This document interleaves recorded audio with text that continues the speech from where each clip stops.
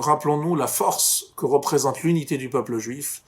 Chassons cette sinat rinam et sachons trouver, même si des fois c'est difficile, des mérites chez nos amis et ceux qui ne sont même pas nos amis, ceux que l'on connaît de loin, parce qu'en fait tout le peuple juif c'est un Am Echad, et apprenons de Noach que même si on a soi-même on est un tzaddik, si on n'est pas capable de défendre sa génération, Akadosh Baruch Hu appelle Noach Raya Shatia, tu es un berger idiot.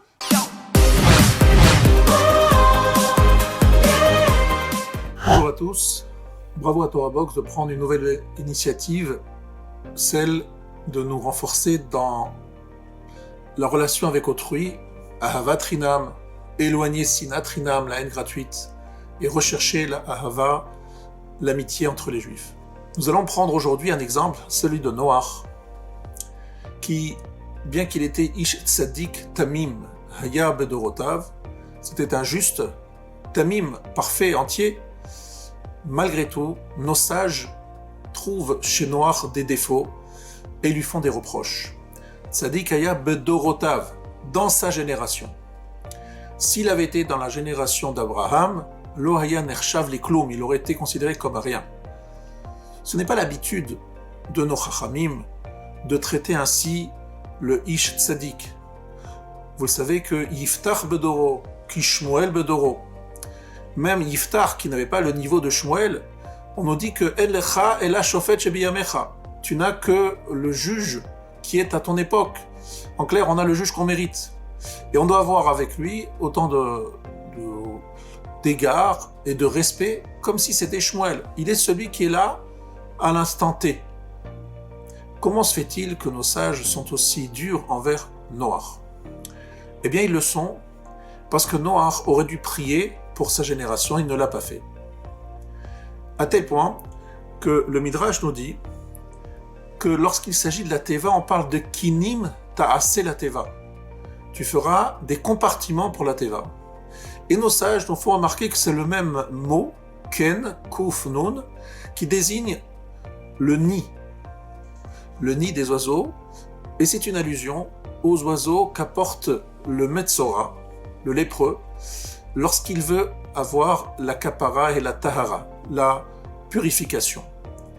Et nos sages de faire un point commun, un lien entre le ken, les kinim de la teva, et le ken, le nid d'oiseau du Metzora. Mais quel lien est-il entre les deux ? Eh bien, effectivement, le Metzora, le lépreux, on le sait, il doit être mis en quarantaine, Badad Yeshev, il sera assis seul, en quarantaine, isolé, parce qu'il a éloigné les hommes les uns des autres. Ainsi, Noach est puni parce qu'il a aussi un problème relationnel. Lequel ? Quelle est la faute de Noach ? Shaya lo litpalel al doro velo itpalel. Il aurait dû prier, intercéder envers Hachem, chez Hachem, pour ses membres de sa génération, pour ses contemporains. Et il n'a pas prié. Ainsi, le Metzora a donc fauté en disant du mal et en disant des mots qu'il n'aurait pas dû prononcer, des critiques qu'il n'aurait pas dû prononcer sur l'autre. Ainsi, Noach aurait dû dire des mots qu'il n'a pas prononcés. C'est-à-dire, on lui reproche de ne pas avoir suffisamment dit, prié, intercédé. Et pour cela, il va s'installer dans la Teva, comparé au Badad Yeshev, à l'isolement, au confinement, comme on le dit aujourd'hui, du Metzora. Le Metzora est confiné, et Noach est confiné dans la Teva. Et dans cette Teva, dans cette arche de Noé, il va devoir servir du matin au soir les animaux qu'il a abrités dans cette Teva, leur donner à manger à des heures fixes bien précises, et donc être tout le temps dans un acte de chesed, de générosité, sans limite. Eh bien, nos sages nous disent que cette Teva est la protection, dit le Zohar HaKadosh. La Teva protège Noach des Mekat Regim. Et le Zohar fait un lien entre la Souka qui suit Yom Kippour. Yom Kippour, nous avons été blanchis par HaKadosh Baruch Hu, mais où les accusateurs viennent nous regarder, nous observer et dire mais finalement ils sont pas si propres ces juifs. Comment Hachem tu as pu les acquitter à Neila de Kippour? Eh bien on rentre dans la soukha et la soukha est notre protection. Ainsi le Zohar HaKadosh fait le lien avec la Teva, l'arche de Noé, où il y a des accusateurs qui disent mais pourquoi avoir sauvé Noach? En quoi Noach était-il si grand? Pourquoi méritait-il une telle faveur? Eh bien, la Teva est le lieu d'isolement de Noach, parce que Noach n'a pas su prier pour sa génération. Et effectivement, pourquoi Noach n'a-t-il pas intercédé comme Abraham l'a fait pour les gens de Sodome? Pourquoi Noach n'a-t-il pas prié pour les gens de sa génération? C'est vrai que les gens de sa génération n'étaient pas des tzadikim, ce sont des mécréants, et qu'il s'est peut-être dit, mais pourquoi garder ces gens-là et qui sont à l'encontre totalement du projet divin? Mais ce n'est pas le calcul que doit avoir un dirigeant, un tzadikador, le juste de la génération, comme le lui a annoncé Akadosh Baruch Hu, tu es le tzadikador. Si Dieu le lui a dit, c'était pour qu'il prenne ses responsabilités et qu'il prie et qu'il se donne à 100% pour sa génération. Il ne l'a pas fait. Pourquoi, dit le Ber Moshe? Parce qu'il était anav. Il n'avait pas confiance en lui, il dit, mais qui suis-je? Qui suis-je déjà pour être sauvé moi-même? Et qui suis-je encore plus pour intercéder pour ma génération? Donc c'était une anava psoula, c'est-à-dire une humilité qui n'était pas à sa place. Mais une humilité quand même. Il ne pensait pas être digne de prier pour les autres. Mais on le lui reproche. Parce que le juste de la génération, peu importe son niveau, il doit se surpasser, il doit donner tout ce qu'il a pour les autres.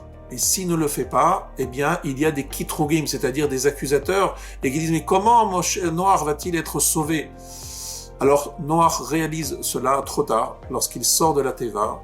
Le Midrash raconte qu'il a commencé à pleurer, et qu'il a dit, Hachem, Hachem, où est toute ma génération? Où sont tous les hommes? Et Dieu lui dit, mais je t'avais dit que j'allais tout détruire le monde entier. Pourquoi tu n'as pas prié? Pourquoi tu n'as pas pleuré avant?